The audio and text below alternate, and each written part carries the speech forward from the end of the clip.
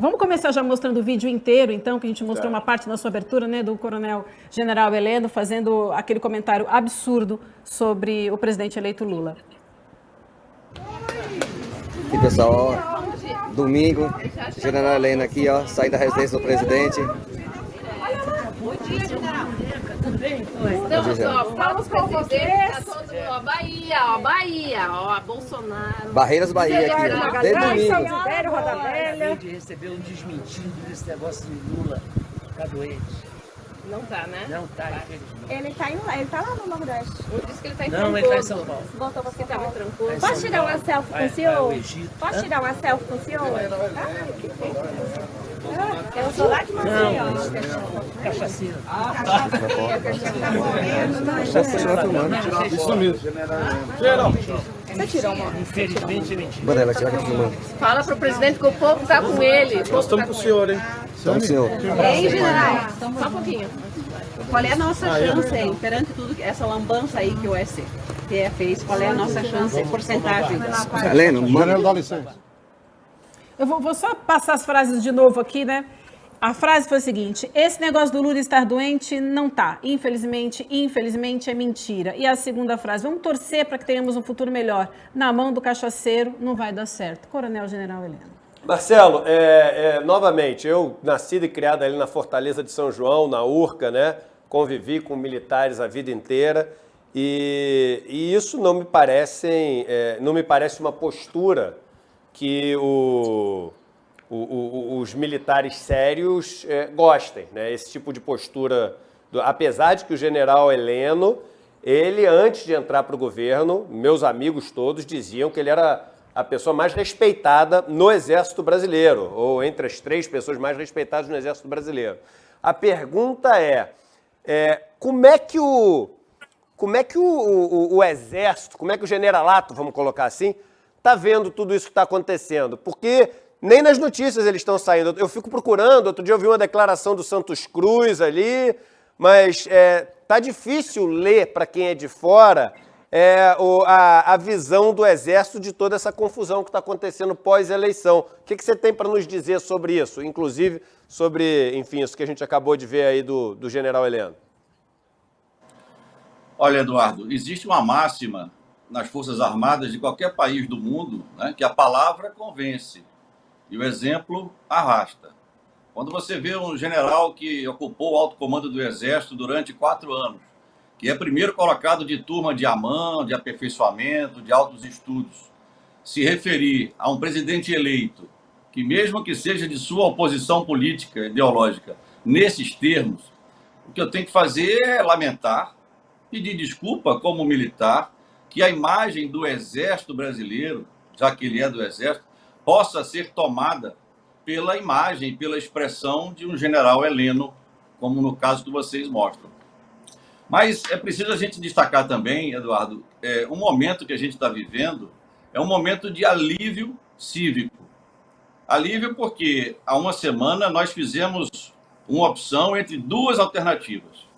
Uma, a normalidade da luta política, que foi que venceu, né? Nós estamos agora iniciando a luta política. E a outra alternativa era uma marcha rumo a um precipício de um delírio autoritário e militarista, que está nas portas dos quartéis hoje, né? Há uma semana está na porta dos quartéis, mas infelizmente, por atitudes como a do general Heleno, também está da porta dos quartéis para dentro. Porque os militares brasileiros, rompendo uma tradição democrática dos últimos 30 anos, estão no centro de um processo de politização radical dos integrantes das Forças Armadas e a partir do núcleo militar, dos militares inativos, das suas famílias, dos seus entornos sociais aproximados e por intermédio do uso massivo das redes sociais, por exemplo, um vídeo desse do general Heleno viralizando nos grupos de zap militares da própria sociedade brasileira. Então, eu estou aliviado porque fizemos uma opção importante. Eu quero destacar aqui o papel do jornalismo na formação da opinião pública majoritária no dia 30, principalmente o jornalismo que procura aprofundar as análises, e que tem compromisso com a democracia e compromisso social. E eu, particularmente, me sinto um pouco reconfortado que, apesar de 4 anos sendo chamado de comunista, de esquerdopata, de lamarca, de traidor por muitos colegas generais que estão hoje na ativa, muitos na reserva, eu ajudei um pouquinho a contribuir um pouco com este tipo de jornalismo aprofundado para tentar mostrar a essencialidade do fator militar na construção e viabilização eleitoral dessa chapa, General Mourão, Capitão Bolsonaro, na montagem do governo, na dinâmica do governo. O Jamil, antes de mim, demonstrou como está a imagem do Brasil no exterior, de uma forma muito clara, né? E nós estamos vendo hoje, como você perguntou, uma estratégia de tentar descolar a responsabilidade do alto comando do Exército, e aí eu estendo para a Marinha e para a Aeronáutica, neste governo, né? Porque partiu do alto comando do Exército o atual, o que estava nos últimos 4 ou 5 anos, as ações e omissões que fazem com que a população brasileira se divida entre aqueles que veem as Forças Armadas como uma força golpista, são os milhares que estão na porta dos quartéis, aqueles que ridicularizam o militar brasileiro com todo tipo de brincadeira jocosa, uma parcela considerável da população que, identificando o governo por intermédio de generais helenos como militar, transfere as legítimas oposições políticas da luta democrática para as próprias Forças Armadas. E é muito perigoso quando parcela da população demonstra oposição às suas Forças Armadas. E há até insensatos que desejam extinguir as Forças Armadas a partir disso tudo. Então é preciso iniciar, neste governo, um processo inverso ao que foi sendo executado pelos altos comandos das forças, né? Por exemplo, a próxima escolha do ministro da Defesa tem que fazer com que o Ministério da Defesa seja recivilizado, no sentido literal da expressão, e que os comandantes das forças sejam escolhidos dentre aqueles que tenham capacidade de liderar, de dar o exemplo e também de transmitir por palavras o seu pensamento, de liderar este processo de despolitização dos militares e, em consequência, desmilitarização da política, que é muito simples. Basta que todos os militares em cargos de confiança neste governo saiam desses cargos de confiança ou sejam substituídos não por outros militares, mas por civis. Porque se isso não for feito, de nada vai adiantar essa nossa escolha do último dia 30. Eduardo. Vamos lá. A gente tem aí alguns milhares de militares ocupando cargos nesse governo. E vamos seguir esse roteiro que você falou. A gente chega, escolhe um civil, né? Essa civilização que ele falou é a gente deixar que, desde o governo Temer, a gente passou a ter um militar ocupando ali o cargo de ministro da Defesa. E isso não era assim desde o Fernando Henrique Cardoso, e na maior parte do mundo, né, democrático, não é assim, né? Você tem como o ministro da Defesa um civil e embaixo dele os comandantes das forças, aí sim militares. Então o que o Marcelo está falando é que a gente deveria voltar a ter, e alguns nomes são cotados para isso, o Jacques Wagner, enfim, aí tem gente que fala do Aldo Rebelo. Essa é a hora também que o jornal fala um monte de besteira, viu, gente? Vocês têm que ficar atentos aí, que o jornal sabe que tem que falar algum nome, às vezes não tem nome nenhum, e fala um monte de besteira. Eu sei porque eu converso com muita gente que faz parte dessas escolhas, né? E não tem nada, né, por trás de muitas alegações e suposições que as pessoas fazem. Mas vamos lá, bota um civil, aí você tem que escolher os comandantes das forças, você normalmente escolhe ali por antiguidade dentro de uma lista, né? Então não é que você só tem um para escolher, mas você tem pelo menos uns 3 ali que você escolhe um de cada um, tira essa turma do governo, substitui por civis. Como é que você acha que, se a gente seguir esse roteiro, vai ser a reação dos militares, ou seja, e que eu estou chamando aqui o tempo inteiro de generalato, que na verdade eu quero dizer dos militares que importam, que são os formadores de opinião? Você acha que, se seguir esse roteiro, para eles está tudo bem, é isso que a gente quer, vamos embora, página virada, vamos fazer esse país andar para frente, ou não? Eles gostaram desse poder, eles foram mordidos por essa mosquinha e não querem perder, né, esse poder mesmo, esse status que eles passaram a ter nesse governo Bolsonaro. Eduardo, primeiro é preciso entender, eu sei que não há tempo aqui para a gente aprofundar as análises, mas é preciso entender quem são os militares que estão no governo e quem os liderou. Quem liderou esse processo de militarização da política por intermédio da ocupação de cargos em toda a máquina governamental do Estado foi a geração de oficiais formados na AMAN nos anos 70, durante o AI-5. Então, esses que estão na foto aí, o general Ramos, o general Braga Neto, e o capitão Bolsonaro, quem são? Um aspirante à AMAN 77, o do meio, um aspirante à AMAN 78, a direita, o Braga Neto, e um aspirante à AMAN 79, o general Ramos. Então, essa geração construiu a candidatura deste mal militar.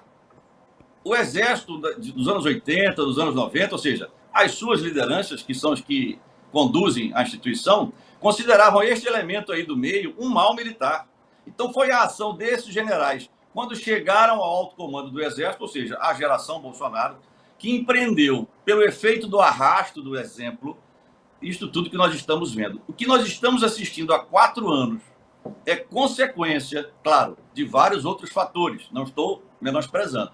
Mas a ação principal deste ataque, né, considerando termos militares, foi levar este mau elemento, este mal militar, para dentro da AMAN, em 2014, para ele lançar a sua candidatura e ser aplaudido por cadetes. Então, de 14 a 18 foi construído isto. Então é importante entender isto. Agora, escolher ministro da Defesa. É evidente, não se vai citar nomes aqui.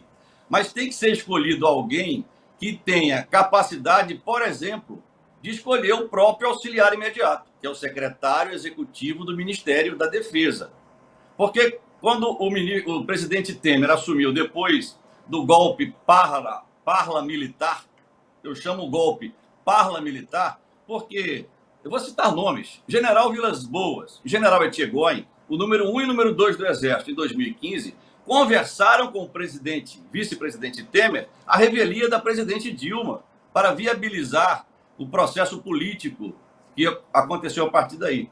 Então, o ministro da Defesa, que o presidente Temer escolheu, Raul Jungmann, não teve autonomia para escolher sequer o seu auxiliar imediato. Lhe foi imposto o general Silvio Luna, de notória passagem pela Petrobras, antes Itaipu, neste governo. Então tem que ser um ministro que tenha a capacidade de escolher o seu secretário executivo, que é quem vai tocar esse processo de recivilização do Ministério da Defesa e que vai assessorar o presidente na escolha dos comandantes das forças. Não se mexe na estrutura militarizada de qualquer país, respeitando a hierarquia e a disciplina. Tem que ser por cima. Então, essas lideranças das forças têm que ser conscientizadas de que tem que empreender o processo inverso. Por isso que eu digo, eu não posso escolher, por exemplo, seria insensato se eu fosse escolher o comandante do Exército, alguém que, neste processo de politização dos militares, tivesse tido um papel importante, por ação ou por omissão. Por exemplo, o comandante da AMAN em 2014, que franqueou a entrada do deputado Bolsonaro.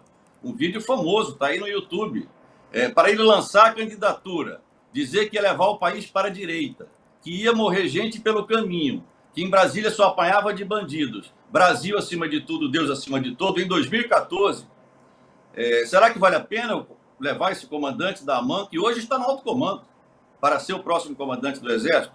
Apesar de ser um militar exemplar, ocupou os cargos militares de forma com desempenho muito bom, é líder. Mas eu tenho que ver este histórico, porque eu posso estar, ao nomear o comandante que tenha participado de alguma forma desse processo, posso estar comprometendo a reversão desse processo, apesar das qualidades profissionais desse general. Então, sugestão, se é que eu posso dar, escolha dentro da antiguidade, dentro da turma que vai assumir o comando é a turma de 1981. Dentre esses, há 3 generais. Pode-se escolher um deles, né? Se começar a escolher generais mais modernos, os outros vão ser obrigados a ir para a reserva, pode gerar algum problema desde o início, na largada. Então é bom começar, dentro do possível, respeitando a antiguidade. E depois, com os compromissos desses comandantes de reverter esse processo, aí mexer sempre com muita cautela, conversando, sem imposições, a revelia de consultas, né? Porque Forças Armadas são tão importantes, Eduardo, mas tão importantes, que não podem virar um polo político, uma ala política, certo? Perfeito. Marcelo, você vinha falando desses generais que compõem aí o núcleo duro do governo Bolsonaro. Eu queria te perguntar o que acontece com eles, qual papel vai sobrar para esses generais a partir de 1º de janeiro? Estou falando de Braga Neto, Vilas Boas, Heleno, por exemplo. Veja, nessa estratégia de reconquista do poder, porque esta operação ela tem uma finalidade e vários objetivos. Os objetivos a gente consegue ver, né? Ocupar cargos, implementar pautas de interesse, concorrer a novas candidaturas, vencer eleições. Nós vimos em 2 de outubro o aumento das bancadas de militares. General Mourão foi eleito, General Pazuello foi eleito. Aliás, usando ilegalmente a sua designação hierárquica sob o silêncio do alto comando. 6.500 militares participaram das eleições, né? No primeiro turno. Isso. Então, veja, de que forma nós temos que reverter isso e entender, né? O general Heleno, o general Ramos, eles exercem um papel dentro dessa estratégia que tem uma finalidade, que eu vou dizer ao final da resposta, para fazer com que apareçam ou pareçam haver outras alas dentro do Exército que seriam legalistas e moderadas e que não seriam bolsonaristas. Isto é uma narrativa. Não existe não bolsonarista no alto comando, né? Não existe. Quando o alto comando se reúne e avaliza que um general na ativa, Pazuello, exerce um cargo de ministro da Saúde, todos estão coniventes com a participação política no governo Mourão-Bolsonaro, certo? Então, é preciso entender que esses generais fazem o papel do policial mau, para usar uma expressão muito clara, né, do jogo da guerra, para que surjam outros policiais bons, que, por exemplo, vão evitar o golpe, que sempre foi narrativo. Não existe a mínima condição de um artigo 142, golpe. Isso é uma balela, todo mundo sabe disso. Já aproveitar, no meio da sua pergunta, eu já vou encaixar que eu ia fazer, que você encaixa nessa conclusão final, que é exatamente sobre o que você está falando.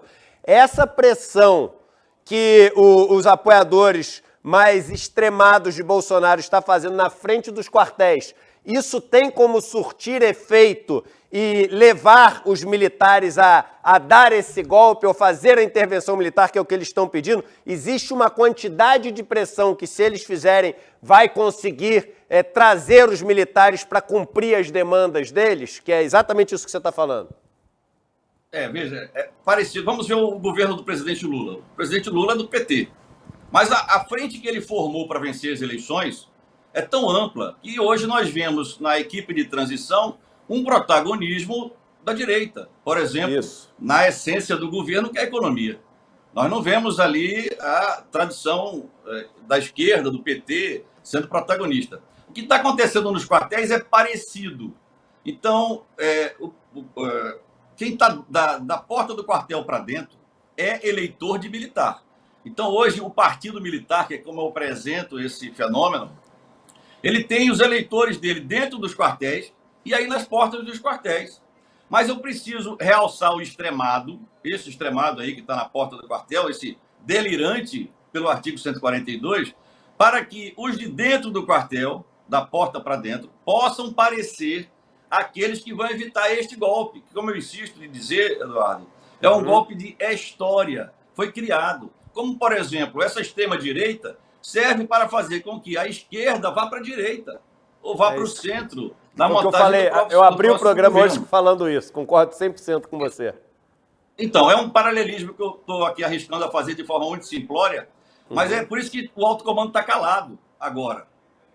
Tem um relatório de urna para sair, o que já é uma aberração, né? Em nenhuma democracia liberal, Forças Armadas auditam urnas, ou o país fica pedindo relatório das Forças Armadas Eu estou com um livro aqui atrás, que é O Soldado Absoluto, que é uma biografia do General Lott, né? No dia 11 de novembro de 55, o General Lott empreendeu, o ministro da Guerra, um golpe preventivo para garantir a posse do presidente JK e João Goulart de vice-presidente, que tinham vencido as eleições de outubro, mas que a UDN e uma ala militar golpista, os coronéis e generais da Sorbonne, como se dizia na época, inclusive o general Etchegoyen, né, avô desse atual Etchegoyen, não queriam deixar o JK assumir. Então o general Lott apareceu como saiu da lei para poder garantir a posse do próximo presidente. É esta narrativa, de forma muito simplória, evidentemente, que se está querendo construir agora. Vai sair um relatório das Forças Armadas dando ok para as eleições, e aí vai todo mundo aplaudir, porque o Exército evitou o golpe desses delirantes que estão na porta dos quartéis. E aí eu vou terminar com a finalidade de todo esse processo. É readquirir o protagonismo político das cúpulas hierárquicas das Forças Armadas, que vem desde o Segundo Império e que foi interrompida por períodos muito curtos durante a história republicana brasileira e do próprio Segundo Império depois da Guerra do Paraguai. Então é isto que está acontecendo. A finalidade de tudo isso é manter os militares, ou seja, as cúpulas hierárquicas das Forças Armadas, como protagonistas políticos. Não no sentido do poder moderador, que se fala de forma bastante superficial, mas daqueles que têm que ser consultados em todas as decisões políticas. Basta ver aquele tal de projeto de nação do Instituto do General Vilas Boas e outras programações desse tipo. Mas o que eu procuro fazer aqui, Eduardo, primeiro, a minha ação é para valorizar e defender esse exército lá do Forte São João, que você conviveu, um exército que ajudou a construir a democracia do Brasil depois de 85. Então, para encerrar mesmo, a primeira turma formada na AMAN, eu sou de 87, ingressei em 81, na minha carreira lá em Campinas, na Escola Preparatória de Cadetes, saí da AMAN em 87. A primeira turma formada na AMAN, na democracia, em 1985, dezembro de 85, acabou de ingressar no alto comando do Exército, que é a turma de 85. Tem um general lá, dos 17. No final deste governo, após esses 4 anos, esta turma de 85 estará no topo do alto comando. Hoje é a turma de 81.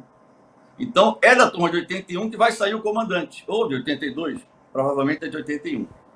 O próximo governo terá o primeiro general formado na democracia. E isso é muito importante, porque as mudanças nas Forças Armadas não acontecem assim. Elas acontecem geracionalmente. Então, é preciso ter paciência. É um grande transatlântico que, para mudar de rumo, tem que ter um capitão que comande a sua tripulação. E tem que ter a confiança do dono do estaleiro, do armador e da seguradora. Marcelo, a gente quer agradecer a sua participação, sempre tão bom tê-lo conosco, né, com uma análise clara, né, e que faz a gente entender melhor o cenário que nós estamos vivendo. Muito obrigada, uma boa semana. Audiência enorme, viu? Quase 30 mil pessoas quase lhe assistindo aqui e muito importante esse lugar de fala mesmo, né? Às vezes até uma expressão que cai assim no lugar comum, mas de entender o que existe por trás. Se a gente está falando, gente, de militares, não dá para não pensar em estratégia.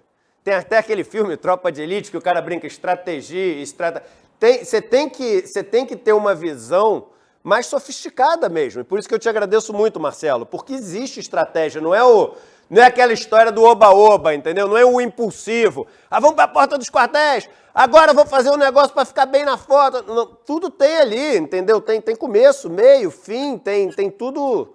Tem tudo uma historinha, tem um roteiro, que foi uma palavra que foi utilizada aqui algumas vezes. Então é muito bom lhe ouvir, que você traz muita luz para esse debate aqui e coloca as coisas no devido lugar aqui na discussão. Muito obrigado, viu, cara? Muito obrigada. Obrigado, o pior já passou, vamos em frente.